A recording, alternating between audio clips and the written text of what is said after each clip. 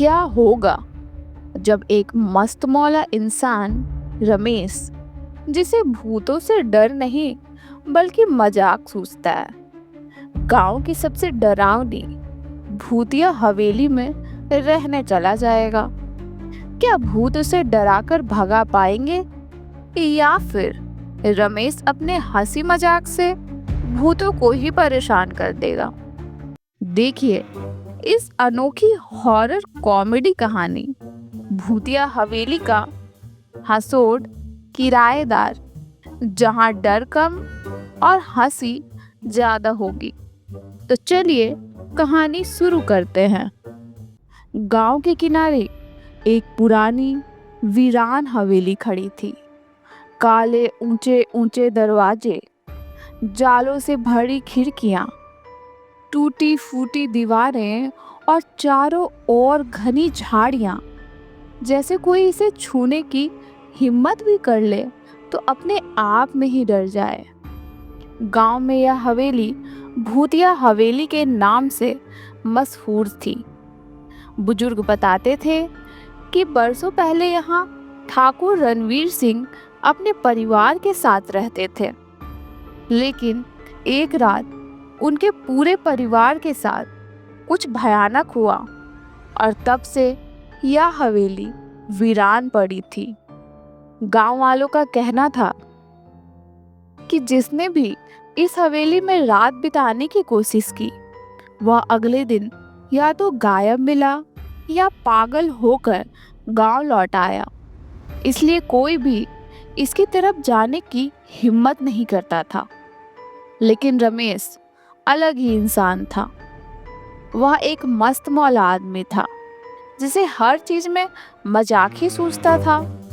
मजाक करने में उसका कोई मुकाबला नहीं था। उसके दोस्त भी उसकी मजाकिया बातों से कभी कभी इतने परेशान हो जाते थे कि उससे कन्नी काटने लगते। एक दिन जब रमेश को गांव में रहने के लिए सस्ते किराए पर घर नहीं मिला, तो उसने गांव वालों से पूछा, अरे भाई, कोई ऐसी जगह बताओ जहां मैं फ्री में रह सकूं। तब एक बुजुर्ग ने हंसते हुए कहा, फ्री में रहना है तो जा हवेली में, वहां तेरा कोई किराया नहीं लगेगा, लेकिन भूतों को झेल पाएगा। रमेश ने ठहाका लगाया, भूत भी तो इंसान की तरह होते हैं काका, उन्हें भी दोस्त चाहिए, मैं जाकर देखता हूँ। गांव वाले डर के मारे रमेश को रोकने लगे, लेकिन वह उनकी बातों को मजाक समझकर सीधा हवेली की ओर बढ़ गया। रमेश ने जैसे ही हवेली के भारी दरवाजे को धक्का दिया, वह खुद ब खुद चरमराता हुआ खुल गया। अंदर अंधेरा था, दीवारों पर मकड़ी के जाले थे और घनी धूल चारों ओर फैली थी। लेकिन रमेश को कोई फर्क नहीं पड़ा। उसने अपना बिस्तर जमाया और आराम से लेट गया। जैसे ही रात बढ़ी, हवेली में अजीब आवाजें गूंजने लगी। खिड़कियां अपने आप खुलने लगी। हवा के झोंके से दरवाजे धमाकों की आवाज के साथ खुद ब खुद बंद होने लगे। तभी एक डरावनी हंसी हवेली में गूंज उठी। रमेश ने कंबल ओढ़ते हुए कहा, लगता है कोई सीरियल का विलन यहाँ आ गया है। भाई, आवाज धीमी कर, मुझे सोने दे। अचानक एक सफेद साया उसके सामने आकर खड़ा हो गया। दो चमकती हुई आंखें अंधेरे में टिमटिमा रही थी। कोई और होता तो भाग खड़ा होता, लेकिन रमेश उठकर बैठ गया और बोला, भाई साहब, आप कौन? किराएदार हो या मकान मालिक? भूत, जो रमेश को डराने आया था, थोड़ा हक्का बक्का रह गया। उसे उम्मीद थी कि रमेश चीखकर भाग जाएगा, लेकिन यहाँ तो मामला उल्टा था। भूत ने डरावनी आवाज में कहा, मैं इस हवेली का आत्मा हूँ, यहाँ से भाग जा। रमेश ने हंसते हुए कहा, अरे वाह, फ्री में एसी वाला कमरा मिला है और तू चाहता है कि मैं भाग जाऊं? ऐसा नहीं होगा। वैसे भूत बाबू, बिजली का बिल कौन देगा? भूत अवाक रह गया। उसने पहली बार किसी इंसान को देखा जो डरने की बजाय मजाक कर रहा था। अगली कुछ रातों में भूतों ने रमेश को डराने की कई कोशिशें की। कभी वे उसके कान में डरावनी फुसफुसाहट करने लगते, कभी वे उसके बिस्तर को हिलाने लगते, कभी काले धुएं की शक्ल में उसके सामने आते। लेकिन हर बार रमेश का जवाब एक जैसा होता, भूत बाबू, तुमसे डर लगने के बजाय हंसी आ रही है। तुम लोग हॉरर मूवी के ट्रेन ही लगते हो। एक बार भूत ने डरावनी आवाज में कहा, बचाओ।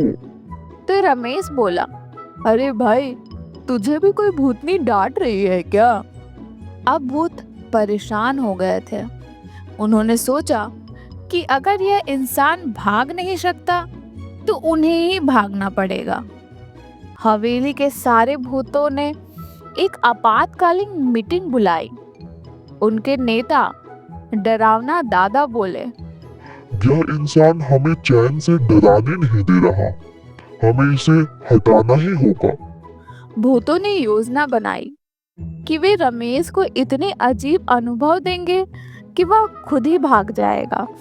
रात को रमेश के सामने एक भूत खाना खाने बैठा। उसने खून से सना सूप पीने की एक्टिंग की। रमेश हंस पड़ा, अरे भाई, तुम खून पीते हो? सही है, लेकिन नमक कम लग रही है क्या? अब तो भूतों का दिमाग घूम गया। उन्होंने अपनी हड़ताल की घोषणा कर दी। अब रमेश ने भूतों से कहा, तुम लोग हमेशा डराने के चक्कर में रहते हो, कभी दोस्ती का सोचा? पहली बार भूतों ने सोचा कि रमेश बुरा आदमी नहीं है। धीरे धीरे वे रमेश के साथ बैठकर बातें करने लगे, उसकी कहानियां सुनने लगे और यहाँ तक कि हंसी मजाक में शामिल हो गए। अब हवेली भूतिया हवेली नहीं, बल्कि हंसोड़ हवेली बन गई। गांव के लोग भी रमेश की हिम्मत देखकर दंग रह गए। अब हवेली में डर का नाम नहीं, बल्कि हंसी और मजाक का दौर चलता था। रमेश और भूतों की दोस्ती ने इस डरावनी हवेली को एक मजेदार जगह बना दिया, जहां अब लोग भूतों के साथ चाय पीने और हंसी मजाक करने लगे। तो दोस्तों, ये थी हमारी आज की मजेदार कहानी। उम्मीद है आपको मजा आया होगा और आपकी कल्पनाओं को पंख मिले होंगे। अगर आपको यह कहानी पसंद आई हो तो इस वीडियो को लाइक करना ना भूलें और हाँ, अपने दोस्तों के साथ शेयर करें ताकि वो भी इस रोमांच का हिस्सा बन सके। चैनल को सब्सक्राइब कर लें और बेल आइकन को दबा दें ताकि अगली बार की कहानी आप मिस ना कर सकें। तब तक के लिए सुनते रहिए और सोचते रहिए। मिलते हैं अगली कहानी में। धन्यवाद।